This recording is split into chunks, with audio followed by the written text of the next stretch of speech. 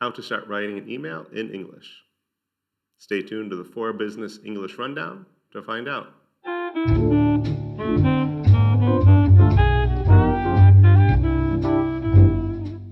Hello, this is the 4 Business English Rundown. This is the show for people all over the world who want to improve their professional communication skills in English.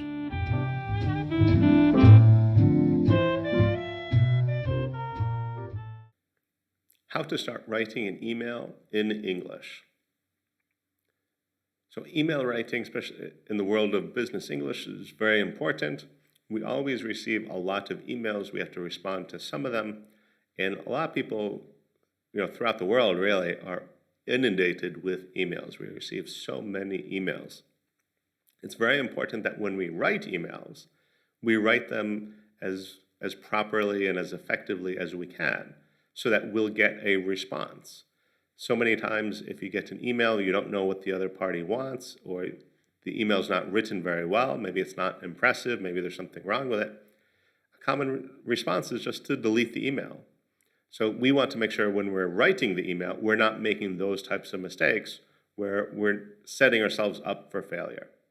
Now, probably the most important part of that is the opening of an email. After the subject, this is the first thing that the recipient, the reader, is going to read. And if there's something wrong with it, there's mistakes or it's improper or offensive, then why would they keep reading? Especially if it's someone that doesn't know you, if you're just cold emailing somebody. If they see a mistake, they don't like something, they're just going to hit delete, and they're not going to bother reading the rest of the email. No matter what was in the rest of the email, they'll never find out. So it's very important that the opening of the email, the beginning of the email, is solid, is good. Now, just because the opening is good doesn't mean that you're going to get the response that you want. It's not going to necessarily convince them to say yes or to buy your product or whatever you're trying to do with the email.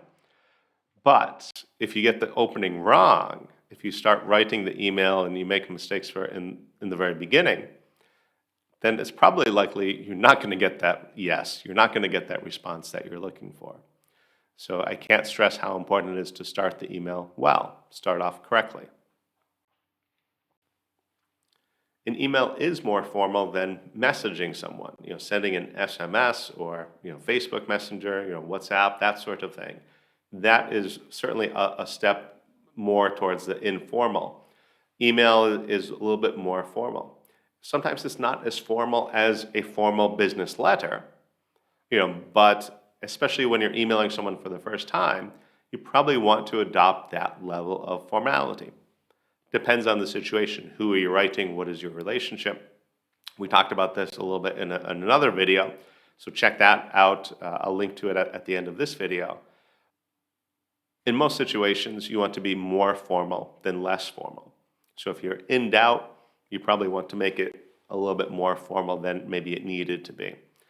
But your industry and your business culture better than I do, so take that with a grain of salt. Consider who you're writing to and where you're writing from. Also remember that an email is a permanent record. Unlike a message in Messenger, which is probably going to be deleted or lost, most of the time, don't necessarily count on it, but most of the time it's just going to get lost somewhere. An email is probably going to be saved, especially if it's a business email. So make sure that you're putting your best foot forward when you start out this email.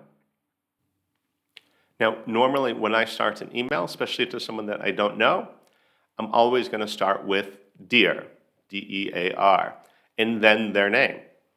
Now, if it's someone that I do know, I'm probably going to use their first name if I'm close to them. But if it's someone I don't know I'm writing for the first time, I'm going to use their title and last name. So, dear Mr. Smith, dear Dr. Smith, dear Professor Jones, whatever title that they have. And as I get to know them more, then maybe I'm going to switch to their first name in the next email, or maybe several emails from now, or maybe after I meet them, or at some point in the future. But in the initial email to them, the first time I'm emailing them, I'm going to use their title and their last name. Now, in English, we almost never use their title and first name.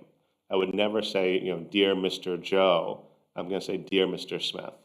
I'm not going to say, Dear Ms. Nancy. I'm going to say, Dear Ms. Smith. So keep that in mind as well. Now, if you do know them, then you could be a little bit less formal, not just say, Dear Nancy or Dear Joe, but you could also say, Hi, Joe. Hello, Nancy. That type of thing. But generally, I like to be a little bit more formal if I'm writing an email, especially if it's a business email. I usually stick with Dear, even if I'm very close to them. I'll probably use Dear more often, unless maybe I'm writing a lot of emails in one day or something. You have a lot of emails to the same person, maybe on different issues, but you're writing a lot of emails. You might say, Hi, it's me again. Hey, hello, hate to bother you, but I have one more question. If you're sending a lot of emails in a short time, then that can be appropriate. That's fine. You don't have to be at that very formal level if you're sending several emails. Now, be careful. Should you be sending several emails? That's maybe a different question, but sometimes that comes up. Now, if you're writing to a bunch of people, how do you answer that? If it's generally my rule of thumb, if it's a short list, then I'm going to list all the people. Dear Joe, Nancy, Mary, and Frank. Why am I going to list them? Well, because then right away they know that, obviously they know they're getting it, but they also know, okay, so-and-so is also getting it. So they know without having to look at the email header, the twos or the carbon copies, they know who's getting this email. It's very clear. If it's longer than 3 or 4 names, then it's kind of a pain to write out and it's kind of a pain to read. I mean, you don't want to list 100 people. So there we might do a Dear All, or sometimes I'll say Greetings All. Another way to say it is Dear Team, Dear Crew, or whatever name you have for them. Or even Dear Colleagues. So that's pretty much it for the opening. And again, it's very important not to make a mistake. It's not so much that you can nail the opening, have a tremendous opening. Wow, I love this opening. I'm going to say yes, whatever they say in the rest of the email. You're never going to get a response like that. But if you get the opening wrong, you're probably much more likely to get the no or the negative response, the response that you don't want. Or they might not even read the rest of the email. So try to make sure that the email starts well. Recently in the For Legal English podcast, the podcast that I host, we talked about a similar topic as this. So if you're interested in email writing, check out that episode. You can listen to the For Legal English podcast wherever you listen to your podcasts, or on the For Legal English website itself. Also in 2023, we're starting a new course, Business Email Writing.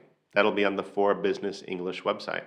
So if you are interested in improving your business email writing skills, please check out that course. Otherwise, stay tuned because on the For Business English Rundown, we're going to talk about email writing and some other writing tips as well. But email writing is definitely one of the topics that we're going to cover. All right, it's time to conquer that like button and make it ours. Please like and subscribe. That's it for today's For Business English Rundown. But if you enjoyed this one, please watch some of the other videos. I promise you'll like those just as much. Work hard today and enjoy tomorrow.